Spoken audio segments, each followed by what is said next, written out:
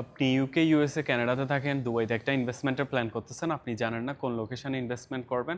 First of all আমি আপনাকে দেখাই, ওইটা হচ্ছে বুর্জ খলিফা, আর এখানে আছে পাম জুমেরা, এখানেই আছে বুর্জ আল আরব হোটেল। সো মোস্ট ইম্পর্ট্যান্ট এই রোডটা, এটা যেটা রোড গেছে, এটা হচ্ছে শেখ জায়েদ রোড। এখানে আপনি ইনভেস্টমেন্ট করবেন আপনি যদি চান high rental income, high ROI.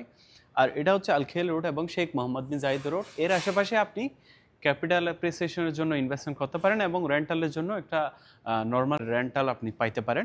আর এটা হচ্ছে ইমিরেটস রোড।